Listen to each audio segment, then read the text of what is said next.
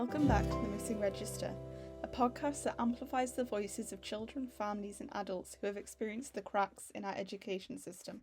Today I'm rejoined by Daniel and Karen, who have navigated the challenges of severe school anxiety and the wider education system together. In this episode we talk about what it means to advocate as a parent within a system that is rigid and slow to change, and how a diagnosis of autism, while offering some recognition, often created new barriers instead of removing them. We continue exploring themes of navigating inflexible systems that fail to meet need, but this time with a deeper focus on how seeking support impacts parental well-being and family life. Daniel and Karen share honest reflections on facing blame, the emotional labour of advocacy, and the experience of professional gaslighting and hostility.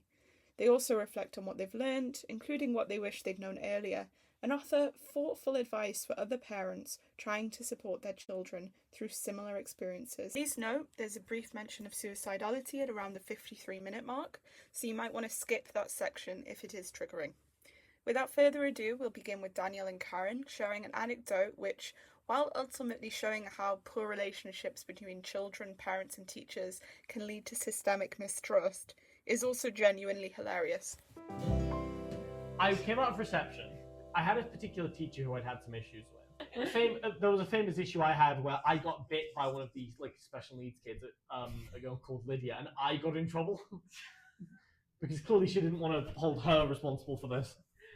But the occasion I always remember was, you were there to come get us. Mm-hmm. I ran out of school, threw my bag at you, and yelled, "She wants to talk to you, run." He just kept running. He threw his bag at me and just ran out the nose. He says, "Watson wants to speak to you, run." And to this day, we don't know what she wanted to talk about. Just picture it. And I can just picture you both. I would have been 7, 7, 8. So from what you were saying before I had to stop and figure out recorders, is actually the fact that you also had issues with the online school. You almost take a step back and you're like, is it the system? Because there's so much crap. Well, yeah, because it was it was a perfectly good school with some really good teachers, and it still didn't work. Yeah. Again, that was partly due to just we couldn't get an exam centre. But it's if that didn't fully function, because we had some issues even there. It's if that didn't function, what? That implies there's more to it than just teachers being annoying. It's no, there's a problem. But that's a really good example of the system not working, though, because there are, the online school that Daniel went to is mostly for children with additional needs. And the fact that you're going to do all this work and then get to GCSE or A level, and the problem of finding an exam centre is huge. And most schools wouldn't take external candidates anyway, but he had a real problem with going into a school, so we had to find somewhere different. As you might imagine, after all of this, I wasn't that keen on going back into a school first, particularly when I would have had to have been monitored. The attitude almost was, well, you have to find somewhere, and at that point, I was kind of baffled. I couldn't understand why you set up this system of online schooling, but then don't consider what happens at the end of it. If that's not being rectified, that's going to be even more of a problem because of the amount of children who are. Exactly, and as at the time, we were told that in the Northeast, I think there were 2 exam centres. Mm-hmm. And only one of them was going to be accessible to us. So if that exam centre couldn't accommodate Daniel's needs, there was literally nowhere else. And for the one exam he sat with them, which was the science one, they paid for external examiners to come to do the exam at home with Daniel. But we were told very clearly that that would not happen again. I just find it kind of baffling. There's just all of these little, seemingly isolated events where you just think, why? Why? Yeah. why is there that level of resistance to something seemingly that's not that? Well, that's the real Why thing. has It's no like, one thought why of is this it? a fight? Why is this another fight as well? Like, why, after all of the big stuff that we've tried to win, and these little tiny things? Yeah, it's like, I remember I had issues with like being in the lunch hall, and it's like when you're starting fights over that, like it's just like, oh, we just need this small thing. And it's like it becomes this huge days-long argument. It's like, what are you getting out of this? Yes. Like, especially when it's the kind of thing that the school. But it's like that was such a fight. Like me being able to just go. I think it was I went to the library in the end. I was allowed to eat there at the like secondary school, and it's like, why was that a fight? Because it caused no trouble. You're not doing what's normal. We like that, so there's pushback. Or even if it's seemingly small, it's like that's not how we do things. Let's resist. Because almost, like, well, you're going to start a revolution of everybody not doing the status quo, and then where will we be? Yeah, that phrase, it's, you know, that it's, I don't know, that you're not towing the line, you're not doing things how it's supposed. That's not how we do things here. Yes. It just puts my back up as soon as I hear it, because it's so. Yeah, you know, you think, exactly. well, why is I that mean, a problem? Yeah. There's a lot to be said about the way parents are treated in this system. It's a complete mess. I mean, obviously, I'm the observer here rather than the experience when it comes to like what you were dealing with. But God, they made things hard for me. They made things hard for her. One of the brilliant things about you two is you were very much this like dyad of that was experiencing it. Like, you have this kind of dynamic because you were both going through it almost together. Yeah. You know, having your own separate experiences. You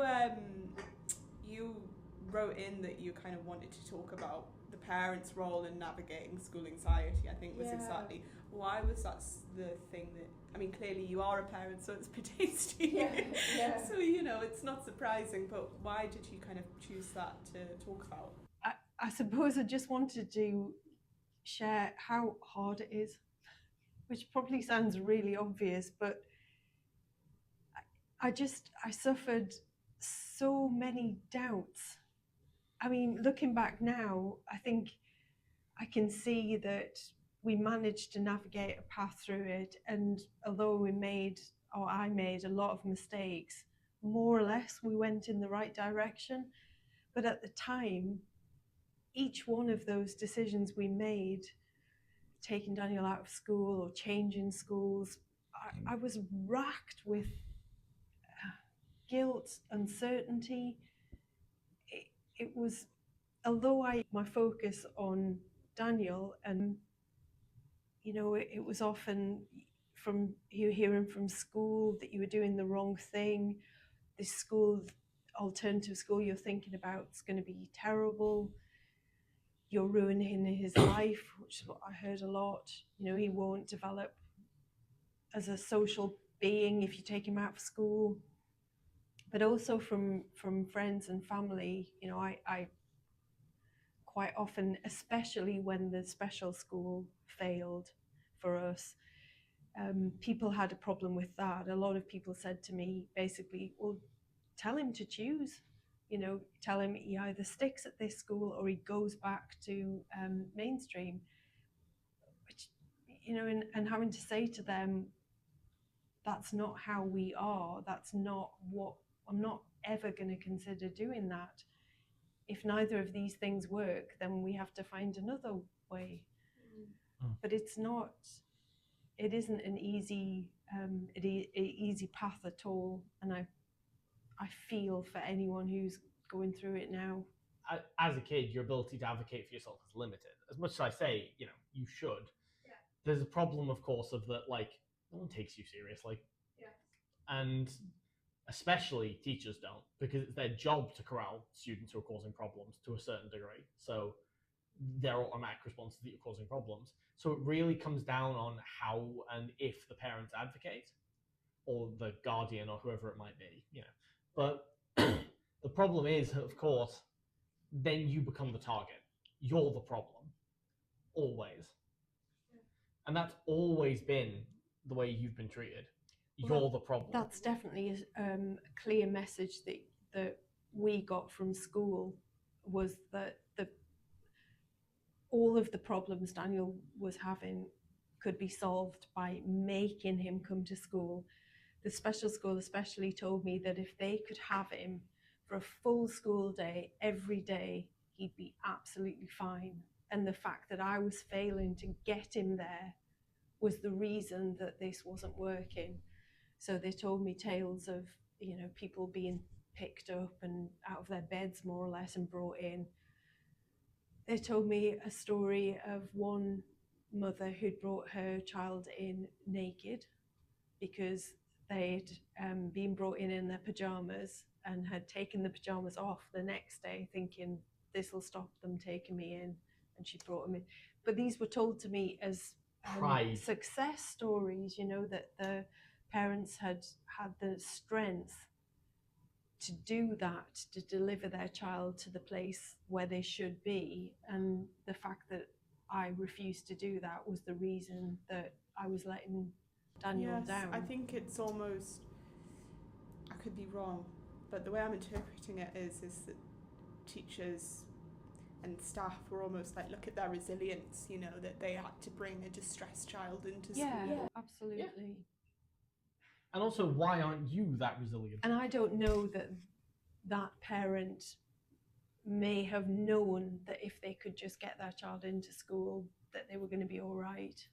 Maybe that was their experience, and that was something they felt was right for them. But that's not true of everyone. But I'm not sure that should be held up as an example of what has to be done to get an education. It sounds very much that there's this, you experience this sort of mindset that the school anxiety is irrational and therefore can be unlearned, almost like a phobia. Yeah. Like, a dog, for example, for the majority of people isn't inherently scary. So if you've had a traumatic incident with a dog, you can unlearn that with graduated exposure with dogs, and because you learn that they're not going to bite you.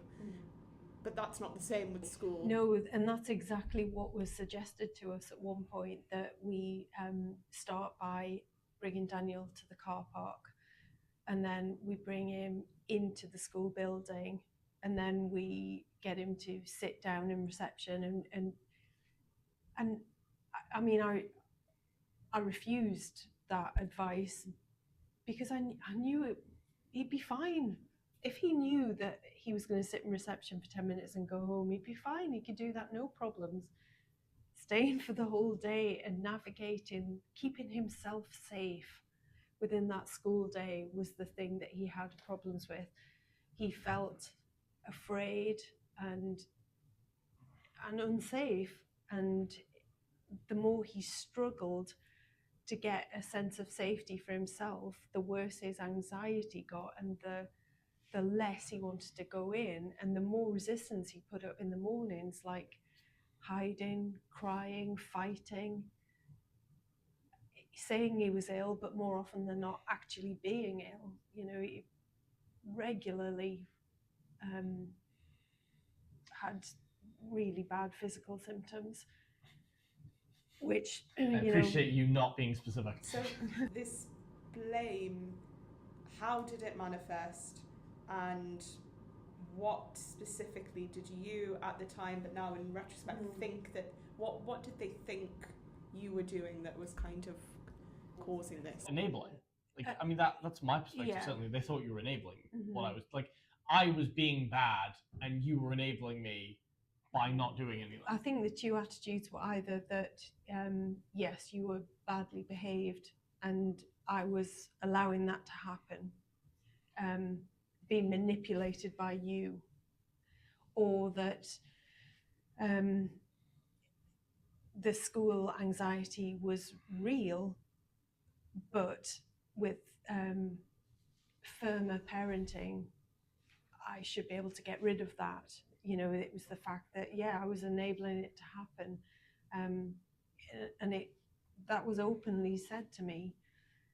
I mean, a report was written on my mental health, which I didn't know about. I wasn't interviewed or anything, but I was presented with this at one of the meetings. And about how I struggled with my mental health, which, I mean, was true. I was very upset by that. You know, we've talked a lot about how important it is to advocate, and I don't know how it comes across, but Easy. those meetings that we went to were not. They weren't calm places where I was thinking rationally, and obviously I tried to prepare, and I used to make a lot of notes and make sure I knew what we were talking about, but I really struggled with it, and on more than one occasion broke down in tears when we were there, which definitely didn't help. But I felt like sometimes I was just banging my head against a brick wall, that there was no appetite to help us at all, and it was a really, really tough time. I only went to a few of those meetings.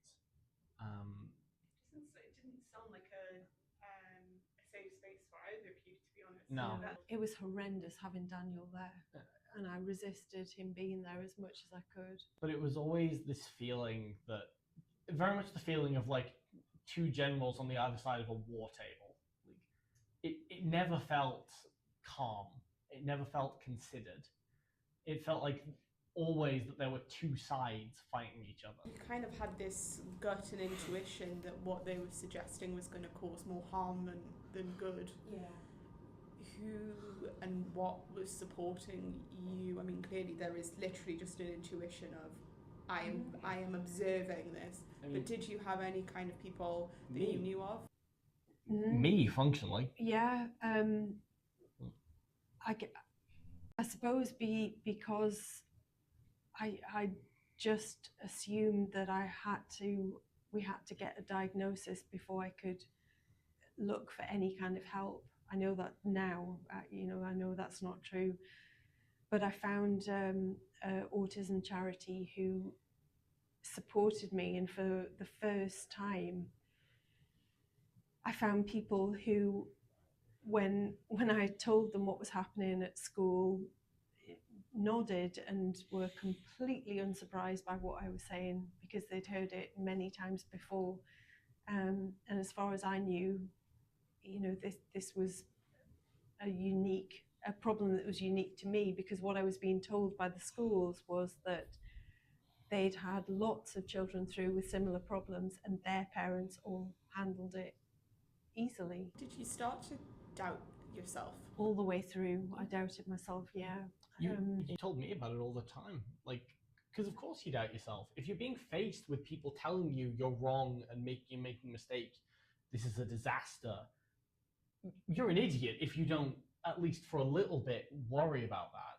Yeah. The reason we spoke about it so much even when Daniel was young was because the first approach I took was to try and address each need. So we literally made lists of what was wrong at school, and I gave it to the school. And some of those things they were able to help with, and some they weren't. So we quite early on got into the habit of talking openly about what was happening at school. And I hope I gave Daniel the message that we were in this together, that I was there with him. Which I'm glad for, because even outside the school system, it did not feel like anyone else was. Sounds like you were very much in the trenches together. Well, which is exactly what you would want a parent to do. But in the trenches alone.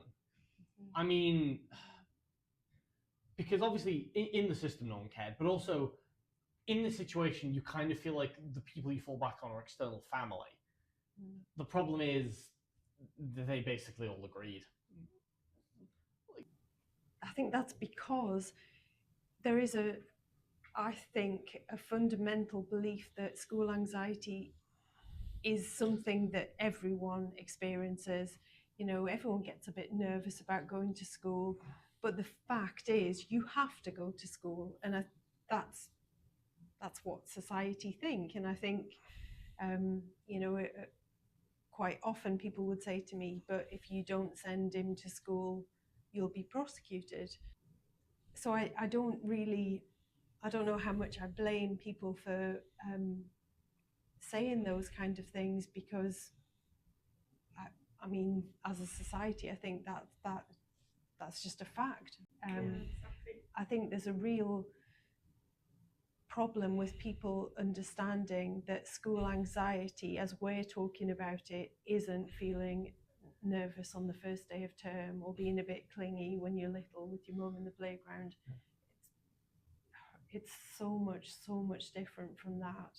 Yes. And as you've said, Daniel's 23 now, and it's the things he went through are still impacting him now. I mean, we've been to look at universities, and we're actually speaking to the people at the universities we visited about what he went through, because we're worried of that it'll happen again. It'll impact his and it's worth noting there. that when we've spoken to people, particularly the ones who were like special needs specialists at these universities, their general reaction was horror.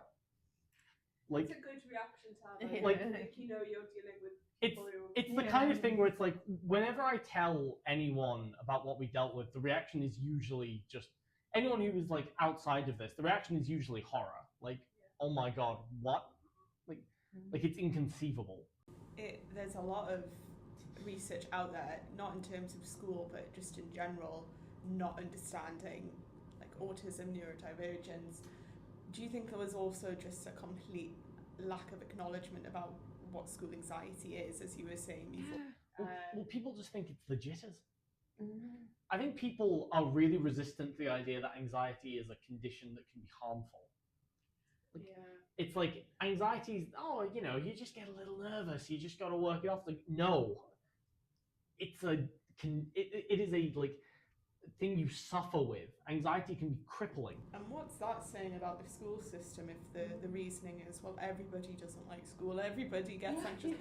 Well, that's the other thing, yeah. Like, isn't that it seems like an admission. It's like, oh, no one likes doing this. It's like, shouldn't you be trying to fix that? But I think that's true, because a lot of times people said to me, but I know either my child has got autism and they love school, or I know someone with autism and they go to school. And it's, cool, I'm not them. School anxiety doesn't come as a package with autism. I think it's really important to acknowledge that it's happening for its own reasons. I mean, for Daniel, a lot of the problems were caused by his condition, but it didn't have to be like that. I always try to say this, like, I don't claim to represent people with any of the like difficulties that I have. Mainly because I think the attitude broadly among people with like autism or with like tic syndrome or things like that, is that like, this is a part of who I am. This is like part of my identity. I'm proud, like kind of taking ownership of it. And I've just never been able to identify with that idea. I've always thought of it as just like, God, I wish I could deal with this. It's such an annoying problem. So it's like, I never feel like I represent those people in that way, because I think there's an understanding that you're supposed to sort of take pride to a degree in what makes you different, and I've always just found it to be a hindrance. I'm wondering how much of that, and this isn't directly related to parental advocacy, but I think it relates later, but how much your experiences of school and anxiety and the distress caused by school has shaped how you view being autistic and being neurodivergent. Totally. I mean, I think it's better now. I don't feel as much like this is a problem that's causing me nothing but pain. God, I wish it would go away. It helps that, especially with tic disorder, which is the really bad one, I'm just not as bad anymore because I'm not dealing with as much stress. Yeah. But I remember, again, the sort of charity group I go for that's meant to be sort of support for people with these special needs.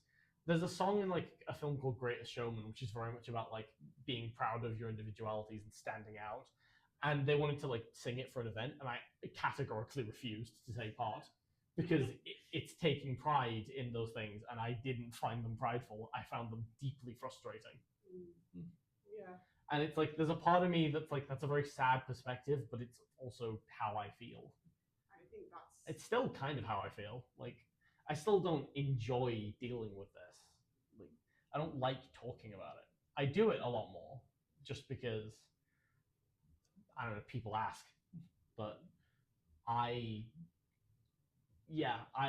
still don't like dealing with this. I still don't like this being the thing that people define me by. It's why I almost never tell anyone. And do you think kind of, had you not have had these issues through school, and if there was just a flexibility to meet needs, well, I wonder to what extent you would have been identified as autistic if you hadn't, if they just naturally bent to meet need, because it wouldn't have been as pertinent, would it? But I also wonder how it would have shaped your understanding of yourself and that. It's something, you know how, this is a weird point, but I swear it does gonna relate. It is gonna relate. You know that these discussions people have been having around like AI recently, like learning AI. Yeah. One of the things people have been trying to do is like, at what point does it become a person? And a lot of that is like, oh, well, AI doesn't like feel emotions, it's just faking them, or like, you know, it's just predicting patterns. And it's like, that's what autistic people are doing, like quite a lot of them. So it's like, discussions like that get really weird when you're dealing with neurodivergence, because it's like, you're almost cordoning off what makes a human at that point. And it's like, I find that a really weirdly apt metaphor for this whole situation, because if people like to have boxes they can fit things in. People like, you know, to be like, I can label you under these identifiers that make you easy to file. Yeah. And when people don't fit that, it becomes a problem. And that comes literally down to, like, at a certain point, you just stop registering someone as a person. I think that's where so much of the like hate and discrimination in the world comes from. It's like, if you don't fit into my idea of what a human is, I no longer consider you human, and thus I can treat you however I want. Yeah. Like, and I think that's quite often where things go with these like special needs difficulties. It's like, at a certain point, you just fall outside of what that person is able to register as a person, and at that point, they don't care anymore. It's dehumanization, then. It's sort of or not. Yeah. I've often wondered if Daniel had received a diagnosis and it had been a happy time, a time when you thought maybe, oh, that sheds a bit of light on what's happened, but you know, you perhaps move, because of that diagnosis, move on to a better place. But because for us, we fought for this diagnosis to be able to get different things at school, and it was so tied up with that school anxiety. I don't think you ever got a moment to think, so this is an answer. So what does this mean for me? That's it was just like, okay, this is ammunition. Yeah, exactly. It was a weapon. It was an attempt to make them do something to fix these problems. You know, for a lot of people, again, this is part of why I feel like I don't often stand for people. It's like, for a lot of people, their diagnosis was eye-opening. It was life-changing. It was this answer to why things were like this. And for me, I didn't care. It was just a way to get them to stop causing problems and stop trying to fix some of them. So it never meant anything to me in the way that it did to so many other people. I think we had a little glimpse of what it could have been like when, after diagnosis, Daniel got into a social group at a local autism charity, and he actually came home from the first meeting and he cried, and I thought, oh, he hasn't enjoyed it, but it was tears of relief at having found somewhere where he was just accepted. And he wasn't necessarily like everyone else, or he didn't necessarily recognize himself in other people. Didn't necessarily like everyone else. No, but there was just this, I think we're both thinking of the same person, aren't we? There's just a feeling of relief and calm that he hadn't found anywhere else. And that still was haven't, amazing. outside of my own friend group. And even then, all but like debatably one of them are on the spectrum. I mean, I guess I'm curious with the diagnosis how it affected that aspect of parental blame? Like, did you feel like it lessened at all? Actually, I'm also curious about that. I don't think I had a good perspective on what changed. Maybe this is, a reaction that's individual to me, but it didn't really, because as I said, it was almost begrudgingly given. The doctor who eventually did give us the diagnosis, I don't know, more or less said, well, I'll give you it because I know you want it. So I left thinking, well... Not to name, was this Dr. F? Yeah. Right. So I left thinking, well, does that mean it's real, or has he... I was confused by it. Yeah. But then once I'd kind of accepted that it probably was right, I thought, he's 12. I should have got this when he was 5. Why didn't I realize earlier what was going on? Why did I let things happen? The terrible things that times he had at school could have been very different if I'd acted quicker. It's this process of grief of time. I mean, there's a million times in those young years I can think of. It's like they make more sense now. Like some of the acting out I did, especially at like nursery. Still feel bad for that kid I pushed down the slide. I think I was friends with them later. It was fine. You were trying to control, to get some safety. That's always what it was about. And when Daniel was very little, he tried to control everyone and everything, and obviously that didn't go down very well as a little kid. No, that's sort of a safety response, isn't it? If somebody is not safe. Like secure the environment. If nothing else is safe, secure the environment so that it feels safe. Navigating advocacy yet immense blame, how did it kind of shape the dynamic within your family with your daughter, for example? And it was really, really difficult. I think for my little sister, it caused a real problem because obviously she was very little when I was dealing with a lot of this. So when she was first going to school, I was at the tail end of my primary school experience when we were just starting this whole mess. So it's like, her earliest years at school were characterized by me in tears every day going to school. Like, her first impression of the experience of middle school was me panicking and hiding. It's like, God, it's something I didn't think about at the time, but now it's like, I can't imagine how scared she must have been going into middle school when her only exposure to it was the utter horror it caused me. It's vicarious learning, isn't it, through you? And of course, I mean, she talked to me a lot about how what she would do when she went there, and how she was sure she wouldn't be able to cope with that school because Daniel couldn't. So she was working out how she would not stay there all day either because he couldn't. And obviously I tried to talk to her about that wasn't necessarily going to be true for her, but she undoubtedly was more scared of that school than she would have been otherwise. And she didn't get any, she unfortunately was quite often late to her school because we had to take Daniel to school first, and it was sometimes very difficult to get him to leave us and go into the building. So we often ended up late at her first school.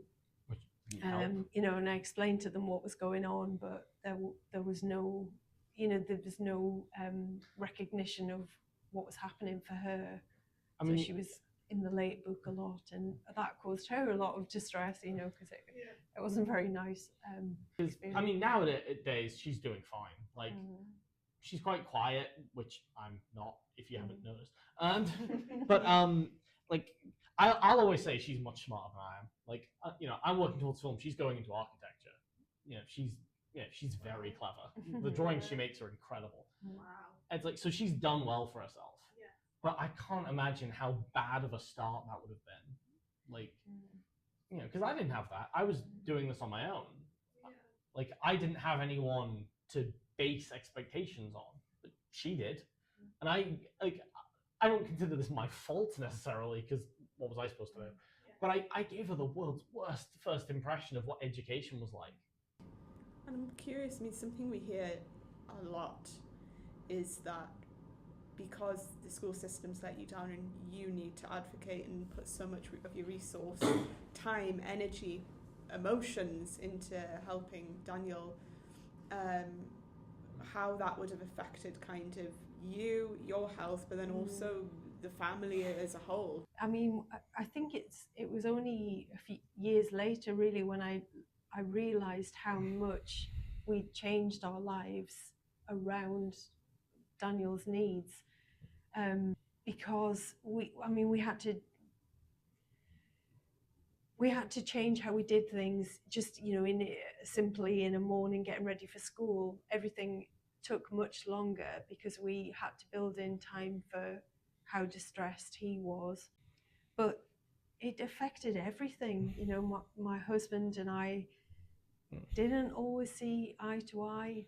I think a lot of the times he thought that I was giving in to Daniel as he saw it. And I'm not going to pretend that like I was still a kid. There were definitely just days. I mean, rarely, to be honest. There were definitely days, more so earlier on than later, where I just didn't want to go, and I just said things. Every kid's done that.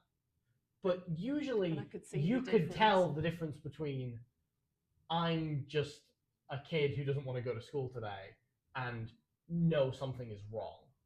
And the thing was, basically, once you get out of primary school and into like secondary school and then the special school, those stopped because I didn't need to make excuses. It was just the reality of the situation. Like, when I was in primary school, I was a little kid who didn't want to go to school.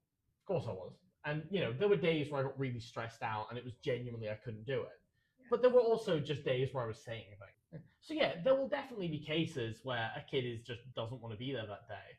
But if they're anything like me, they don't need to make excuses. The stress will be enough to thoroughly keep them from going on, being able to handle it on its own. Yeah, but I guess that tension between the almost cultural norm that is, well, kids go to school and all kids would want to be off, and it's almost why are you having this? No, everybody else isn't, so why are you having this?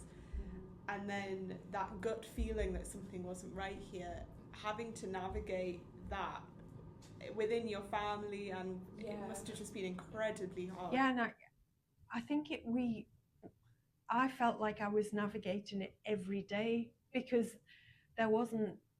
you couldn't sort of say, okay, well, Daniel just finds school difficult, so we're not going to bother anymore. It was every single day I had to go and get him up and then see, was he hiding? Was he fighting? Was he shouting? Every single day it felt like a new battle to be fought, and I we didn't always do the same things. Sometimes we tried getting him in the car and thinking, well, I'm just driving to school and I'll try and get him in when I get there. Other days I knew that I couldn't get him out of the house. I couldn't physically get him out from under his bed. It was a really, really difficult time. And I think the long-term almost trauma of that can't be disregarded. No, it's interesting, because I was just thinking earlier that my daughter is just about to do her A-level, so she's almost finished, and I feel like especially in sixth form, she has been so well supported. The school have done an amazing job, they really have. And it came as almost a revelation to me that I was thinking positively about school, because my default attitude to schools, even with her, not just with Daniel, was anything that made me slightly question what they were doing, just put my back up immediately. You immediately go into this fight Well, mode. that's the thing. If you spent your entire life at war, you don't know how to handle a conversation. And you're primed to put out fires, aren't you? Yeah. So even if, and then you go into, actually it's a small thing and it will just resolve. This is a dramatic comparison, but like I've been reading All Quiet on the Western Front recently, and one of the things they mention at the end of that book is like, what are you going to do after the war? And none of the kids have an answer to that question because they can't comprehend an answer to that question. Exactly, yeah. And like, obviously, it's not that dramatic, but also it kind of is because fear is always at its highest possible thing. Like fear is one of those emotions that doesn't do slight. No. It's either you're fine or as bad as possible. That's how fear works. Exactly. Like, you know, you get a fight or flight response whether you're being faced with a gun to your head or someone asking for your sandwich order at Subway. Those are both fight or flight. Yeah. Well, if you're disturbed by it. Some people don't care. So, of course, your response to any issue of the school is going to be like get into fight mode because it's what we've had to do for years. Yeah. So when that fight doesn't come, it's like, what? Like, hang on, this isn't what I planned for. Yes, exactly. I don't know how to handle this. Yeah, it came back to me when the school my daughter was at had a policy where their attendance was worked out over the whole year, averaged out over the whole year. So if you happen to be ill in the first term, which in September, which obviously go back to school, kids always seem to get cold. And Chloe she got flu and she was off for a fortnight. This put her into special measures where we were told that if she had any other time off over the entire year, we had to have a doctor's note. So if she had a bad cold, I had to take her to the doctors and they had to write a note. And so I went to the doctors and I got the doctor to write a letter which said that was, it was wasting of NHS resources. We went into school and we were arguing. We were at parents' evening and my husband cornered the headmistress and he was yelling at her. And a friend said to me, what's going on? So I told her, she went, oh, I got one of those letters. I just put it in the bin. And I just suddenly realised, yes, we go from 0 to 100 in like 2 seconds. Well, when something's that ludicrous. Yeah. Well, yeah, but that's the thing. It's like, yeah, like to a certain degree, it's like, yes, just throwing it out and ignoring them is the normal response. But it's just one of those, like, it's hard to do that when you've had to spend so long fighting them. It's hard not to continue that fight. It's triggering past stuff, isn't it? It is, yeah. Especially when it's that ludicrous. I guess if you could go back and say something to yourself, if you could go, like, A, what would you say, but B, what would have helped? Like, I guess this is a very long-winded question, so bear with me, but what exists now, what changes have happened now that would have helped you back then? Hey, Daniel, could you invest in Bitcoin like 10 years ago? You'll be, trust me, it's worth it. I don't know. God, I would say. actually, the real answer is, can you just go back in time and make sure it never happens? I'm so sick of hearing about it. No, I guess that like if I was going back and trying to give myself advice, it would just be like, I don't know. It's been like it's been so long since I was that person that like it's hard to think back and be like, what would I say to myself? Because like I'm doing fine. I'm great right now. I have little things, but it's fine. So it's so hard to think back to like when it was every day was a nightmare. Yeah. And yeah, it's almost hard to relate to that person because it's been so long. Like I still can vividly picture being that person. I can think back and like conjure those emotions. I've memorized that breakout room. I could tell you what board games were on the shelf, like covered in dust because they'd never been touched. But I guess all I would say is just you're not crazy. You're not pretending. Because I spent so long thinking that I was faking. That it's like, oh, I'm making all of this up. I don't have any of these symptoms. I'm just making up for attention or to get out of class. Like, I spent so long thinking I was making it up. And that you were going to figure me out at some point and I was going to get in so much trouble that I'd done this terrible thing. And it's like, no, that's not true. So I think if anything, that's what I'd say is like, you're not crazy. This is happening.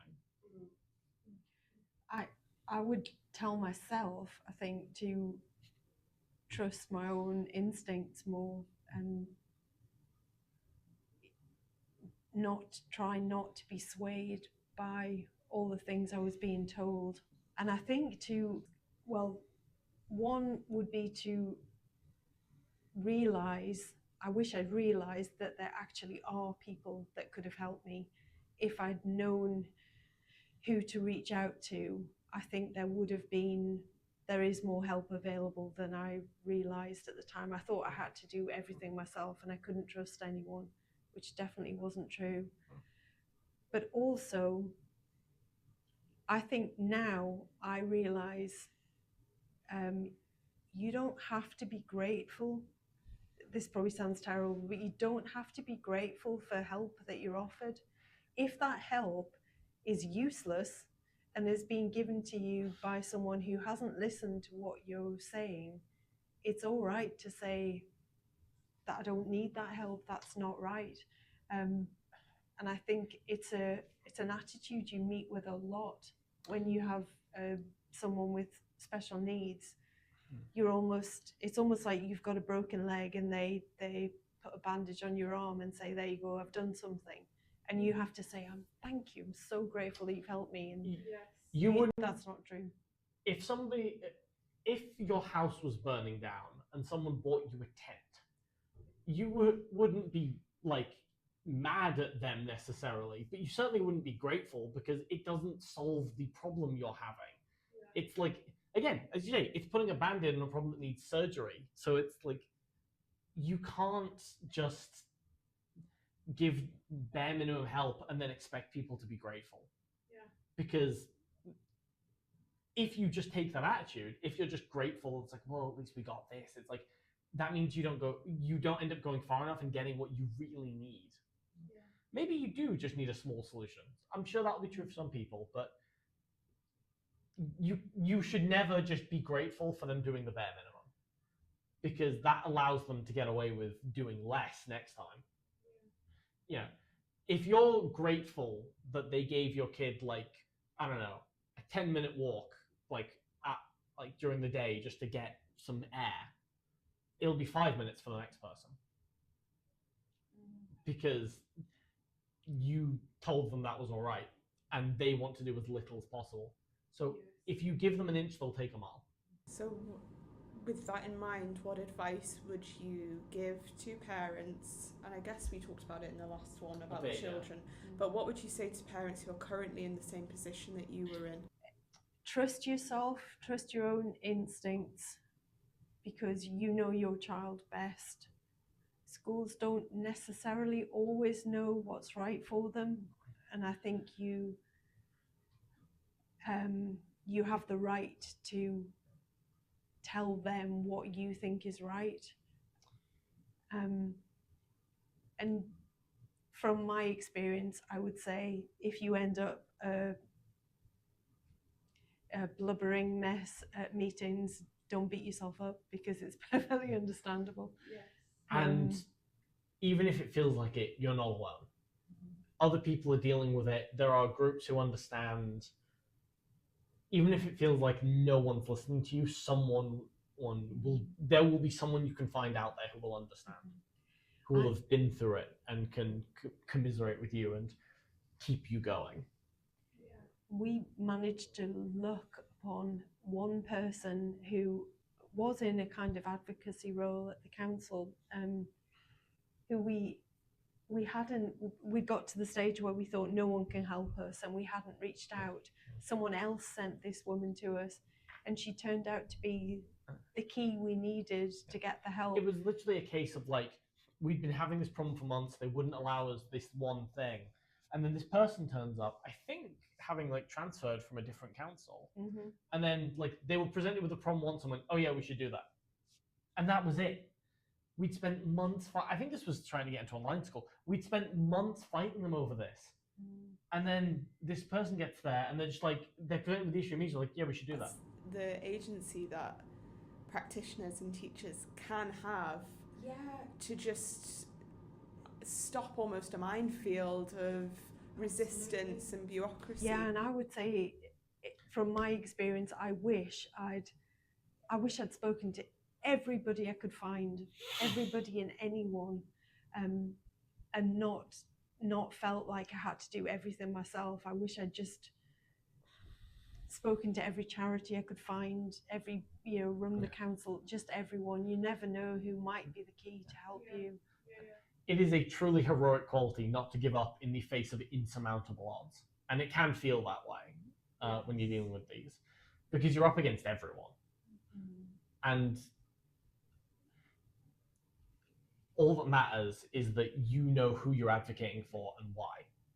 And if that can hold you steady, that can often just be enough to carry you through. Yeah. You just need to keep your head in the game. And find kind of community relationships, so things like Not Fine in School, charities within your local area, because you're right, you're not, it's common, even if it's not to the extent of, needing full-time non-attendance.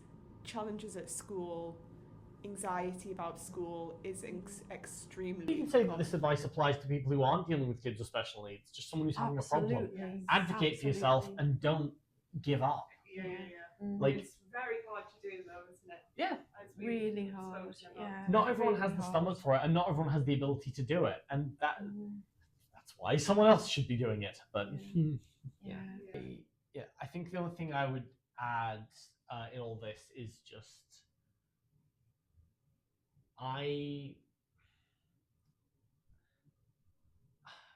I've been very lucky to be where I am. As I say, we had we were in a good position. We could fight this. I know not everyone can. And I've been in some real dark places dealing with this. I have been in that position of feeling I'm just such a burden. It would be so much easier for everyone in my life if I just went away. I've been there more than once. And it's so important, and that's why it's so important that it never be allowed to get there. Because I didn't do it, I didn't go through with anything. People helped, people listened, and we ended up in a better spot. But I'm certain if I went looking around online, I'd find those people who were in my position and took what they thought was the easy way out. And any system that allows that to happen is monstrous and needs to be fixed. Thank you so much for sharing that, because it's almost the elephant in the room of this, is the profound mental health deterioration. It's not little, and this is something that we know is increasing. We know that, if you internalize the shame and feeling as a burden, it's the natural consequences. Again, I should say, I am fine. Doing absolutely fine now. But I think twice in my life I've been at that point. That's why we made the decision twice to take Daniel out of school altogether, because it was a clear choice between his mental health and doing what you're supposed to do and going to school. And it isn't a choice, it was clear. There was nothing else to do. We just had to keep him safe. And it's the severity that I think can't be underestimated. No. So thank you for sharing that, because it actually exemplifies how severe this is. We're not talking about just a little bit of stress. We're talking about withdrawal or non-attendance as a means of self-preservation. And that's why I stand by what I said at the end of the last episode. They're like, I cannot have anything but contempt for the people who willingly do this kind of thing. Not the people who are stuck in the system or the people who just don't know any better. The people those people we've interacted with, who know that this is not what they should be doing, that they could help and choose not to because it's easier or because they don't want to deal with it. as far as I'm concerned, and if even one kid gets hurt because of those people, they might as well be murderers, and I will consider them as such. It is vile the way these people have treated us. I've heard you, and I have been called some awful things by these people. There are I wouldn't name them, but there is people we've dealt with, especially at that special school, who are some of the worst human beings I've ever had the displeasure of knowing. And yeah, it's why I try so hard to be balanced about like the system as a whole, and why like I know there's issues, I know it's a more systemic problem, because I could get real personal about how awful those people are, and the kind of spite and contempt I have for them in retrospect, and the way they treated someone who wasn't even an adult. And it's hard, isn't it, getting the balance because of both personal experience, but then also what it shows us about the wider context for other people like yourself.